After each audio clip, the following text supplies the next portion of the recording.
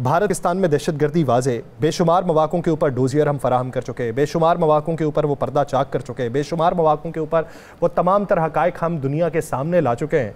उसके बावजूद उसकी जो ढिठाई है और फिर राफ़ेल तैयारों की नई खेप मंगवाने की बात इस पर्दे की आड़ में कि जब पहले करप्शन की बातें हो रही हों, किस तरफ को जाती बात लगती है? बिस्मिल्लाहिर्रहमानिर्रहीम, अस्सलातु वस्सलामु अलैका या सय्यदी या रसूल अल्लाह, अस्सलातु वस्सलामु अलैका या सय्यदी या हबीब अल्लाह। ताजदार ख़त्म नबूवत जिंदाबाद जिंदाबाद। बात यह है कि आज हमारे DGI-SPR साहब ने वो तमाम सबूत सामने रख दिए। भारत आज तक हमारे ख़िलाफ़ एक सबूत नहीं दे सका। यासर साहब जी, एक सबूत होता है ना, भारत एक सिंगल सबूत भी हमारे ख़िलाफ़ नहीं दे सका। सिर्फ आज या कल में जो कि अक़वाम मुत्तहिदा वहाँ पे सलामती कौंसल में एक ख्वाजा आसफ साहब का बयान पढ़ के सुनाया गया है, वो जब हमारे घर के अंदर ही कुछ ऐसे लोग हों जिनके मतलब आप भी कुछ कहते हुए डरते हों, सब कुछ कहते डरते हों, तो फिर हमें वैसे दुश्मन किसी की ज़रूरत रहती नहीं है। हम और आप खामोश रहे ना इस पर कि हमारे खिलाफ सबूत ही कोई नहीं, हमने किया ही कुछ नहीं। भारत का एक 3 स्टार जनरल जो है वो तईदकार है हमारे मौक़िफ़ की, और उसी को बुनियाद बनाकर भारत हमारे खिलाफ एक सबूत लेकर अपनी तरफ से करता है। हालांकि वो सबूत नहीं है, वो एक शख्स की फर्दवाद की बात है। आज DGI-SPR ने एक चीज़ दिखाई है, बताया कि इनका ये नेटवर्क है, इनके हाज़र सर्वस लोग इसमें मुलव्वस हैं, किस तरीके से ये पैसा देते हैं, किस तरीके से लोगों को यूज़ करते हैं। अभी तो मेरी इत्तला के मुताबिक हमारे पास 20 ऐसे सबूत मौजूद हैं, अभी हैं जो हमने सामने लाने हैं। इतने मजबूत सबूत हमारे पास मौजूद है कि जिसकी इंतहा कोई नहीं। और भारत पूरी दुनिया में वैसे भी मुंह दिखाने के काबिल नहीं है, उन सबूतों के बाद तो वैसे ही उसके हो जाए। लेकिन हमने देखना ये है कि क्या दुनिया के ऊपर बड़ी बड़ी बातें करने वाली सुपर पावर्स जो हैं वो इस पर कोई एक्शन लेंगी? क्या वो इन तमाम सबूतों के बावजूद भी, क्या सबूत कनाडा ने नहीं दिए, क्या अमेरिका ने नहीं दिए, क्या लंदन ने नहीं दिए, तो क्या हुआ भारत के खिलाफ? भारत सिर्फ डंडे की जुबान समझता है, भारत सिर्फ उसको उसकी जुबान में जवाब दे वो समझता है। इस मुल्क के अंदर दहशतगर्दी के हर ताने बाने, हर वाक़े के पीछे, चाहे आबी दहशतगर्दी हो, चाहे दूसरी दहशतगर्दी हो, चाहे मुआशी दहशतगर्दी हो, हर चीज़ के पीछे भारत मौजूद है। यासर, आज मैं अक्सर याद करें, हम जिस वक्त प्रोग्राम में हमने कुछ रिकॉर्डिंग दिखाई थी, एक ऑडियो रिकॉर्डिंग सुनाई थी जी, तो मुझे वो जब इंडियन चैनल्स पे वो चली आपकी और मेरी, तो मैं हंसना शुरू हो गया कि वहाँ पे बड़ी लात हो गई।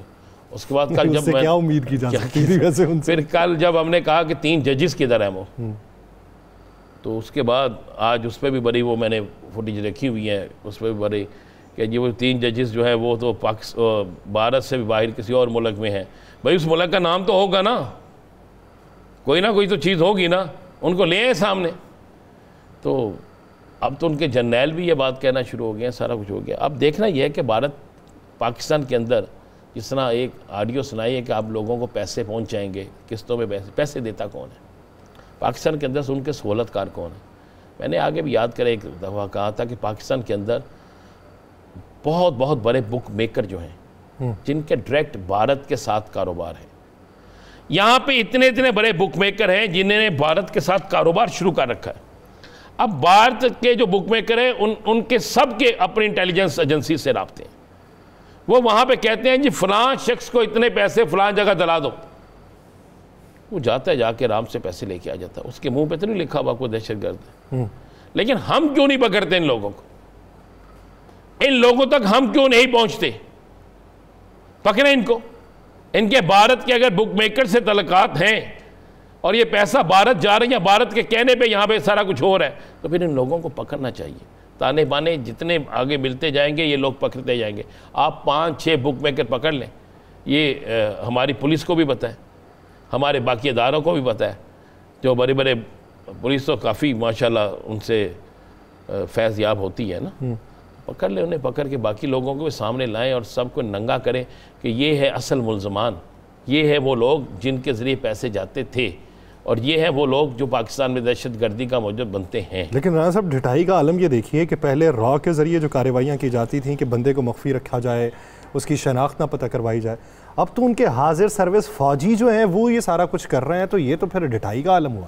भाई बात ये है, मैंने फिर वो ये कहा कि जब एक मुल्क ने, भारत ने, दुनिया के भारत इसराइल, ये दो मुल्क ऐसे हैं जिन्होंने, इसराइल ने आलमी अदालत की बात मानी नहीं, फैसला माना नहीं, अरब लीग का फैसला माना नहीं, वो तो आलमी अदालत की तरफ से तो गिरफ्तार करने के अहकाम, OIC के इजलास के किसी फैसले को माना नहीं, अक़वाम मुत्तहिदा की किसी बात को माना, सारी UNO के काफिलों के ऊपर टारगेट हो रहा है। इसी तरह भारत ने UNO के किसी हमले को माना, अक़वाम मुत्तहिदा की किसी बात को माना, OIC के किसी फैसले को माना, शंघाई कॉन्फ्रेंस के किसी फैसले को माना।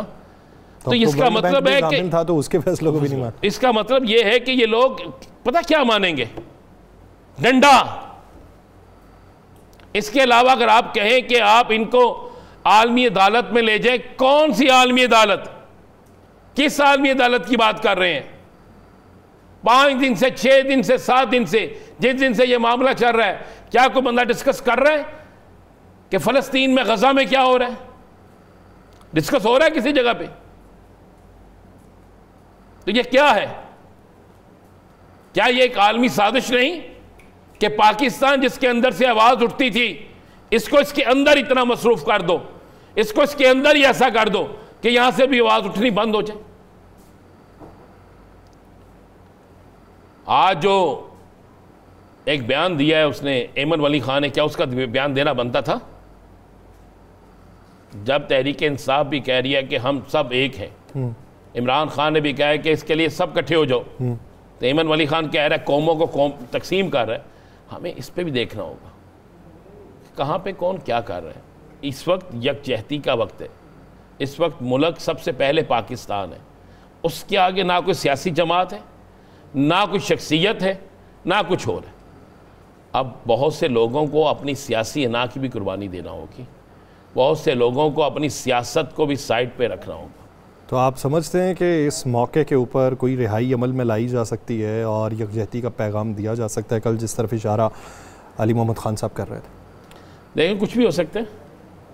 अगले 4 से 5 दिन जो है ना, ये काफ़ी अहम दिन है, बल्कि कल का दिन भी बड़ा अहम है।